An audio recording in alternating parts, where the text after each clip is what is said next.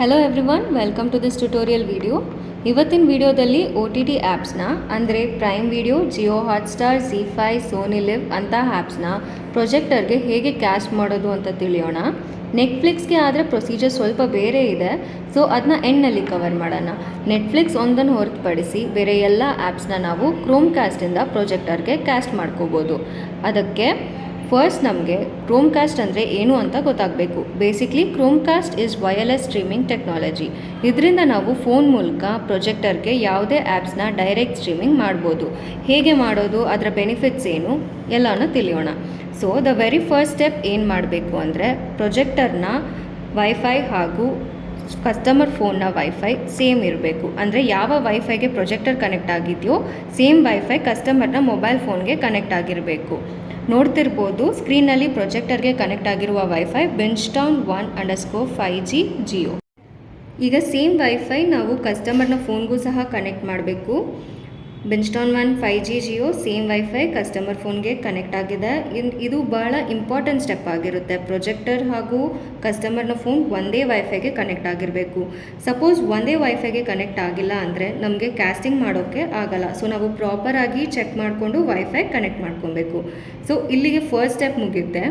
So second step ಏನು ಅಂತ ನೋಡ್ಕೊಳ್ಳೋಣ. ಸೆಕೆಂಡ್ ಸ್ಟೆಪ್ ಆಗಿರುತ್ತೆ ಕಸ್ಟಮರ್ ಫೋನಿಂದ ಯಾವುದೇ ಡಿಸೈರ್ಡ್ ಆ್ಯಪ್ ಬೇಕು. For example prime video open ಮಾಡೋಣ. ನಿಮಗೆ ಇಲ್ಲಿ ಕಾಣಿಸ್ತಿರ್ಬೋದು ಟಾಪಲ್ಲಿ ಇದು ಕ್ರೋಮ್ ಕಾಸ್ಟ್ನ ಐಕನ್ ಇದೆ. ಆ ಐಕನ್ ನಾವು ಈಗ ಕ್ಲಿಕ್ ಮಾಡೋಣ. ಇಲ್ಲಿ ನಮಗೆ ಈಗ 2 ಆಪ್ಷನ್ಸ್ ಡಿಸ್ಪ್ಲೇ ಆಗಿರುತ್ತೆ, onyx MI stick and Sparkle MI stick. So ಈ ಎರಡೂ ಆಪ್ಷನ್ಸ್ನ ಬಗ್ಗೆ ತಿಳಿಸ್ತೀನಿ. ಆ್ಯಕ್ಚುಲಿ ಎರಡೂ ಥಿಯೇಟರ್ಸ್ ಒಂದೇ ವೈಫೈಗೆ ಕನೆಕ್ಟ್ ಆಗಿದೆ. ಲೈಕ್ ಓನಿಕ್ಸ್ ಆ್ಯಂಡ್ ಸ್ಪಾರ್ಕಲ್ ಒಂದೇ ವೈಫೈಗೆ ಕನೆಕ್ಟ್ ಆಗಿದೆ. ಅದರಿಂದ ನಮಗೆ ಎರಡೂ ಆಪ್ಷನ್ಸ್ ಇಲ್ಲಿ ಡಿಸ್ಪ್ಲೇ ಆಗ್ತಿದೆ. ಹಾಗೆ ಈಗ ನಾವು ಓನಿಕ್ಸ್ ಥಿಯೇಟರ್ನಲ್ಲಿ ಇರೋದ್ರಿಂದ ಓನಿಕ್ಸ್ MI ಸ್ಟಿಕ್ ಆಪ್ಷನ್ ಮೇಲೆ ಕ್ಲಿಕ್ ಮಾಡೋಣ. ಒನ್ಸ್ ನಾವು ಕ್ಲಿಕ್ ಮಾಡಿದ್ಮೇಲೆ ಜಸ್ಟ್ ಫ್ಯೂ ಸೆಕೆಂಡ್ಸ್ ನಮಗೆ ಕ್ಯಾಸ್ಟಿಂಗ್ ಶುರು ಆಗುತ್ತೆ. ನೋಡ್ತಿರ್ಬೋದು ಕ್ಯಾಸ್ಟಿಂಗ್ನ ಪ್ರೊಸೀಜರ್ ಸ್ಟಾರ್ಟ್ ಆಗಿದೆ.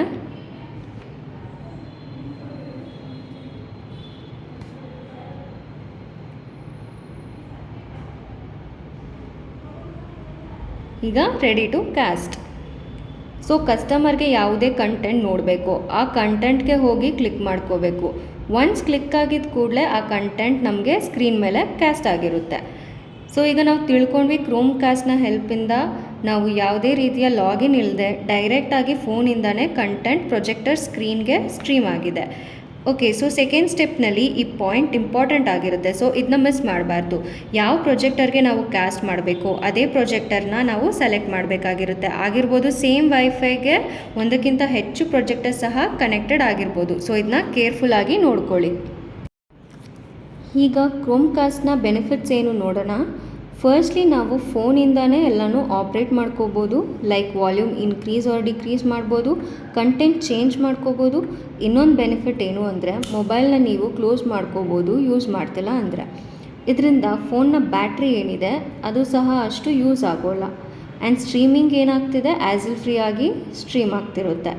ಸಪೋಸ್ ಕಸ್ಟಮರ್ ಬೇರೆ ಯಾವುದೇ ಆ್ಯಪ್ಸ್ನ ಯೂಸ್ ಮಾಡ್ಕೋಬೇಕಿದ್ರೆ ಯೂಸ್ ಮಾಡ್ಬೋದು. ಆ್ಯಂಡ್ ಇದು ಯಾವುದಕ್ಕೂ ಸಹ ಸ್ಟ್ರೀಮಿಂಗ್ಗೆ ಇಂಟ್ರಪ್ಷನ್ ಆಗೋದಿಲ್ಲ. ನೋಡ್ತಿರ್ಬೋದು ಸ್ಟ್ರೀಮಿಂಗ್ ಯಾವುದೇ ಥರ ಇಂಟ್ರಪ್ಷನ್ ಆಗ್ತಿಲ್ಲ. ಆ್ಯಂಡ್ ಇದೆಲ್ಲದಕ್ಕಿಂತ ಇಂಪಾರ್ಟೆಂಟ್ ಬೆನಿಫಿಟ್ ಏನು ಅಂದರೆ ನಮಗೆ ಯಾವುದೇ ರೀತಿಯ ಲಾಗಿನ್ ಮಾಡುವ ಅವಶ್ಯಕತೆ ಇಲ್ಲ. ಆ್ಯಂಡ್ ಇದರಿಂದ ನಮಗೆ ಪ್ರೈವಸಿ ಬ್ರಿಡ್ಜ್ ಆಗೋ ಚಾನ್ಸಸ್ 0 ಇರುತ್ತೆ. ಆ್ಯಂಡ್ ಈಗ ಕಸ್ಟಮರ್ ಎಕ್ಸಿಟ್ ಆಗೋ ಟೈಮಲ್ಲಿ ಕ್ಯಾಸ್ಟಿಂಗ್ನ ಎಕ್ಸಿಟ್ ಮಾಡೋದು ಕಸ್ಟಮರ್ ಮರೆತು ಹೋದರೆ ಏನು ಮಾಡೋದು? ಕಸ್ಟಮರ್ ಒನ್ಸ್ ಹೊರಗಡೆ ಹೋಗ್ತಾ ಇದ್ದಾಗೆ ಅವ್ರಿಗೆ ವೈಫೈ ಡಿಸ್ಕನೆಕ್ಟ್ ಆಗುತ್ತೆ. So once immediately wifi disconnect ಆಗಿದ ತಕ್ಷಣ ಇಲ್ಲಿ ಕ್ಯಾಸ್ಟಿಂಗ್ ಕೂಡ ಡಿಸ್ಕನೆಕ್ಟ್ ಆಗಿರುತ್ತೆ. ಬಟ್ ಇಲ್ಲಿ ನಾವು ಕ್ಯಾಸ್ಟಿಂಗ್ನ ಡಿಸ್ಕನೆಕ್ಟ್ ಮಾಡಬೇಕಂದ್ರೆ ಏನು ಮಾಡಬೇಕು? ಸೊ ಇದನ್ನ ನಾವು ಮತ್ತೆ ಕನೆಕ್ಟ್ ಮಾಡ್ಕೊಳ್ಳೋಣ. ಈಗ ಮತ್ತೆ ನಮಗೆ ಇಲ್ಲಿ ಕ್ಯಾಸ್ಟಿಂಗ್ ಪ್ರೊಸೀಜರ್ ಸ್ಟಾರ್ಟ್ ಆಗುತ್ತೆ.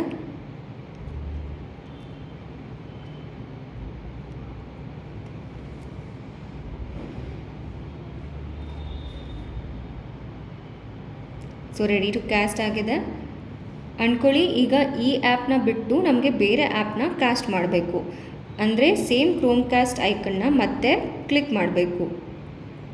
ಕ್ಲಿಕ್ ಮಾಡ್ತಿದ್ದಾಗೆ ಕೆಳಗೆ ಆಪ್ಷನ್ಸ್ ಕಾಣಿಸುತ್ತೆ ಸ್ಟಾಪ್ ಕ್ಯಾಸ್ಟಿಂಗ್ ಅಂತ. ಆ ಆಪ್ಷನ್ನ ಕ್ಲಿಕ್ ಮಾಡ್ತಿದ್ದ ಹಾಗೆ ನೋಡ್ಬೋದು ಇಲ್ಲಿ ಕ್ಯಾಸ್ಟಿಂಗ್ ಡಿಸ್ಕನೆಕ್ಟ್ ಆಗಿದೆ. ಈಗ ನಾವು ಸೇಮ್ ಪ್ರೊಸೀಜರ್ನ ಬೇರೆ ಆ್ಯಪ್ನಲ್ಲಿ ಯೂಸ್ ಮಾಡ್ಕೊಳ್ಳೋಣ. ಫಾರ್ ಎಕ್ಸಾಂಪಲ್ ಜಿಯೋ ಹಾಟ್ಸ್ಟಾರ್ನಲ್ಲಿ. ಸೊ ಇದರಲ್ಲೂ ಸಹ ನೋಡಿ ಟಾಪಲ್ಲಿ ನಮಗೆ ಕ್ರೋಮ್ಕಾಸ್ಟ್ ಐಕನ್ ಕಾಣಿಸುತ್ತೆ. ಆಲ್ಮೋಸ್ಟ್ ಎಲ್ಲ ಆ್ಯಪ್ನಲ್ಲೂ ನಮಗೆ ಸೇಮ್ ಐಕನ್ ಇರುತ್ತೆ. ಸೊ ಕ್ರೋಮ್ಕಾಸ್ಟ್ ಐಕನ್ ಕ್ಲಿಕ್ ಮಾಡ್ಕೊಳ್ಳೋಣ. ನಮಗೆ ಸೇಮ್ ಆಪ್ಷನ್ಸ್ ಕಾಣಿಸುತ್ತೆ, like Onyx MI Stick and Sparkle MI Stick ಅಂತ. ಸೊ ನಾವು ಓನಿಕ್ಸಲ್ಲಿರೋದ್ರಿಂದ ಓನಿಕ್ಸ್ MI Stick ಕ್ಲಿಕ್ ಮಾಡ್ಕೊಳ್ಳೋಣ. ಸೊ ಕ್ಲಿಕ್ ಮಾಡಿದ ತಕ್ಷಣ ನಮಗೆ ಕ್ಯಾಸ್ಟಿಂಗ್ ಪ್ರೊಸೀಜರ್ ಸ್ಟಾರ್ಟ್ ಆಗುತ್ತೆ. So ready to cast. ಈಗ ಯಾವುದೇ ಕಂಟೆಂಟ್ ನೋಡಬೇಕೋ ಆ ಕಂಟೆಂಟ್ನ ನಾವು ಓಪನ್ ಮಾಡೋಣ ಆ್ಯಂಡ್ ಸೇಮ್ ಕಂಟೆಂಟ್ ಸ್ಕ್ರೀನ್ ಮೇಲೆ ಕ್ಯಾಸ್ಟ್ ಆಗ್ತಿದೆ. So basically same procedure. ನಾವು ಯಾವ ಥಿಯೇಟರಲ್ಲಿ ಇದೀವೋ ಆ ಪ್ರೊಜೆಕ್ಟರ್ನ ನಾವು ಪ್ರಾಪರಾಗಿ ಸೆಲೆಕ್ಟ್ ಮಾಡ್ಕೋಬೇಕು. ಇಲ್ಲಾಂದರೆ ಆ ಕಂಟೆಂಟ್ ಬೇರೆ ಪ್ರೊಜೆಕ್ಟರ್ಗೆ ಕ್ಯಾಸ್ಟ್ ಆಗಿರುತ್ತೆ. ಸೊ ಇದರಿಂದ ಆ ಥಿಯೇಟರ್ನಲ್ಲಿರುವ ಕಸ್ಟಮರ್ಸ್ಗೆ ಡಿಸ್ಟರ್ಬ್ ಆಗುತ್ತೆ. ಸೊ ಇದನ್ನ ಕೇರ್ಫುಲ್ಲಾಗಿ ಸೆಲೆಕ್ಟ್ ಮಾಡ್ಕೋಬೇಕು. ಈಗ ನಾವು ನೆಟ್ಫ್ಲಿಕ್ಸ್ನ ಹೇಗೆ ಕ್ಯಾಸ್ಟ್ ಮಾಡ್ಕೊಳ್ಳೋದು ಅಂತ ನೋಡೋಣ. ನೆಟ್ಫ್ಲಿಕ್ಸ್ನಲ್ಲಿ ಕ್ರೋಮ್ಕಾಸ್ಟ್ ಮಾಡೋ ಆಪ್ಷನ್ ಇಲ್ಲ. ಅದರಿಂದ ನೆಟ್ಫ್ಲಿಕ್ಸ್ನ ನಾವು ಲಾಗಿನ್ ಮಾಡಿಕೊಂಡು ನೋಡಬೇಕಾಗುತ್ತೆ. ಫಸ್ಟ್ ನಾವು ಪ್ರೊಜೆಕ್ಟರ್ನಲ್ಲಿ ನೆಟ್ಫ್ಲಿಕ್ಸ್ ಆ್ಯಪ್ ಓಪನ್ ಮಾಡ್ಕೋಬೇಕು. ಕೆಳಗಡೆ ಇಲ್ಲಿ ಸೈನ್ ಇನ್ ಆಪ್ಷನ್ ಕಾಣಿಸುತ್ತೆ, ಕ್ಲಿಕ್ ಮಾಡ್ಕೋಬೇಕು. ಇಲ್ಲಿ ಯಾವ QR ಕೋಡ್ ಕಾಣಿಸ್ತಿದೆ ಅದನ್ನ ಕಸ್ಟಮರ್ ಫೋನಿಂದ ಸ್ಕ್ಯಾನ್ ಮಾಡ್ಕೋಬೇಕಾಗುತ್ತೆ. ಸೊ ಸ್ಕ್ಯಾನ್ ಆಗ್ತಿದ್ದಂಗೆ netflix.comನ URL ಇಂದ ಓಪನ್ ಮಾಡ್ಕೊಳ್ಳೋಣ. ನೋಡಿ ಓಪನ್ ಆಗ್ತಿದ್ದಂಗೆ ಕೋಡ್ ಡಿಸ್ಪ್ಲೇ ಆಗುತ್ತೆ, 42331327. ಎರಡು ಕೋಡ್ ಫೋನ್ ಹಾಗೂ ಪ್ರೊಜೆಕ್ಟರ್ ಸೇಮ್ ಕೋಡ್ ಇರುತ್ತೆ. ಸೊ ಇವಾಗ ಕಂಟಿನ್ಯೂ ಕ್ಲಿಕ್ ಮಾಡೋಣ. ಸೊ ಕ್ಲಿಕ್ ಮಾಡ್ತಿದ್ದಾಗೆ ಏನು ಕಂಟೆಂಟ್ ಇದೆ ಅದು ನಮಗೆ ಸ್ಟ್ರೀಮಿಂಗ್ ಸ್ಟಾರ್ಟ್ ಆಗುತ್ತೆ. ಸೊ ಈ ಪ್ರೊಸೀಜರ್ ನೆಟ್ಫ್ಲಿಕ್ಸ್ನ ಲಾಗಿನ್ ಮಾಡ್ಕೊಳ್ಳೋದಾಗಿರುತ್ತೆ ಪ್ರೊಜೆಕ್ಟರ್ಗೆ. ಇದನ್ನ ನಾವು ರಿಮೋಟಿಂದ ಆಪ್ರೇಟ್ ಮಾಡ್ಬೋದು. ಸೊ ನೆಕ್ಸ್ಟ್ ನಾವು ಸೈನ್ ಔಟ್ ಹೇಗೆ ಮಾಡೋದು ಅಂತ ನೋಡೋಣ. ಯಾಕಂದರೆ ಇದು ಕ್ರೋಮ್ಕಾಸ್ಟ್ನ ಥರ ವೈಫೈ ಡಿಸ್ಕನೆಕ್ಟ್ ಆದರೆ ಆಟೋ ಡಿಸ್ಕನೆಕ್ಟ್ ಆಗೋದಿಲ್ಲ. ಹಾಗಾಗಿ ಇದನ್ನ ನಾವು ಸೈನ್ ಔಟ್ ಮಾಡಬೇಕಾಗಿರುತ್ತೆ. ಸೈನ್ ಔಟ್ ಮಾಡೋಕ್ಕೆ ನಾವು ಇಲ್ಲಿ ಫಸ್ಟ್ ಸ್ಕ್ರೀನ್ನ ಲೆಫ್ಟ್ ಸೈಡ್ ಹೋದರೆ ನಮಗೆ ಇಲ್ಲಿ ಕೆಲವೊಂದು ಆಪ್ಷನ್ಸ್ ಸಿಗುತ್ತೆ. ಸೊ ಇಲ್ಲಿ ಕೆಳಗಡೆ ಲಾಸ್ಟ್ ಆಪ್ಷನ್ಸ್ ಏನಿದೆ ನಮಗೆ ಅಲ್ಲಿ ಗೆಟ್ ಹೆಲ್ಪ್ ಕಾಣಿಸ್ತಿರುತ್ತೆ. ಸೊ ಈಗ ಇಲ್ಲಿ ಹೋಗಿ ಗೆಟ್ ಹೆಲ್ಪ್ ಮೇಲೆ ಕ್ಲಿಕ್ ಮಾಡೋಣ.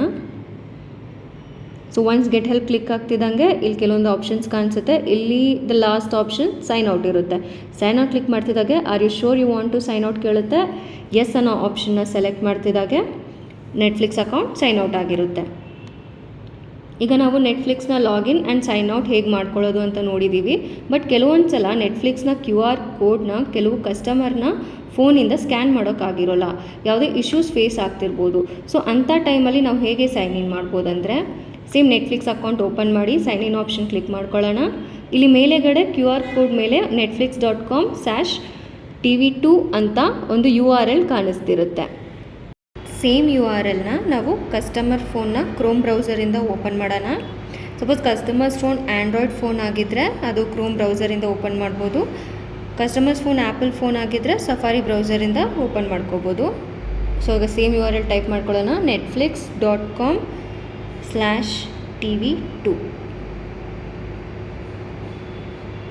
ಸೊ ಈಗ URL ಪೇಜ್ ಓಪನ್ ಆಗುತ್ತೆ.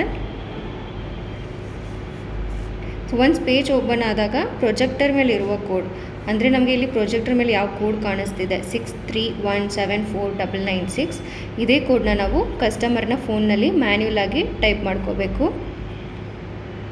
63174996. ಸೊ ಕೋಡ್ ಟೈಪ್ ಆಗಿದ ತಕ್ಷಣ ಕಂಟಿನ್ಯೂ ಮೇಲೆ ಕ್ಲಿಕ್ ಮಾಡೋಣ.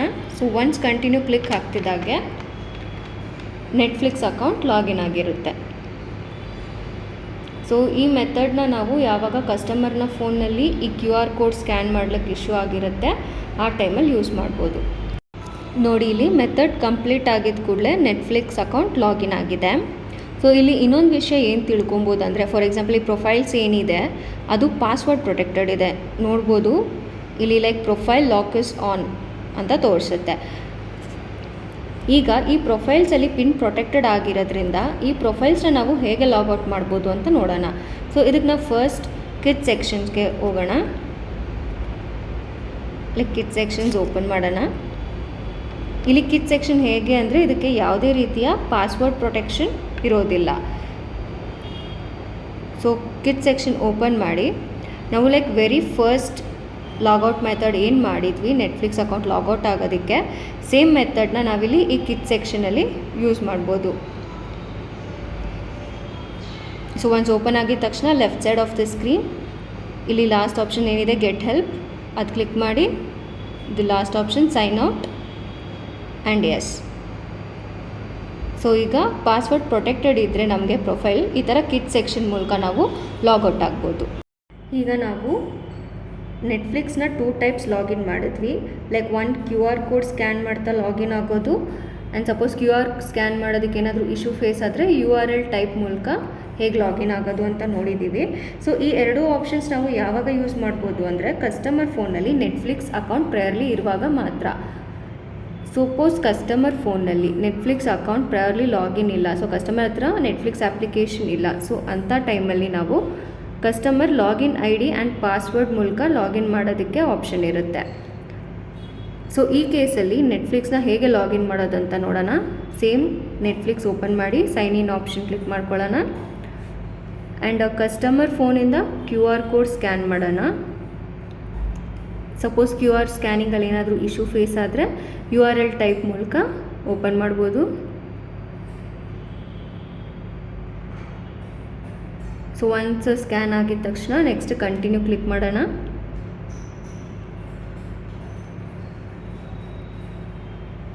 ಸೊ ಈಗ ಕಸ್ಟಮರ್ನ ಫೋನ್ನಲ್ಲಿ ನೆಟ್ಫ್ಲಿಕ್ಸ್ ಲಾಗಿನ್ ಇಲ್ಲದೇ ಇರೋ ಕಾರಣ ಇಲ್ಲಿ ನಾವು ಕಸ್ಟಮರ್ ಏನು ID ಮತ್ತು ಪಾಸ್ವರ್ಡ್ ತಂದಿರ್ತಾರೆ ಅದನ್ನ ನಾವಿಲ್ಲಿ ಟೈಪ್ ಮಾಡಬೇಕಾಗತ್ತೆ.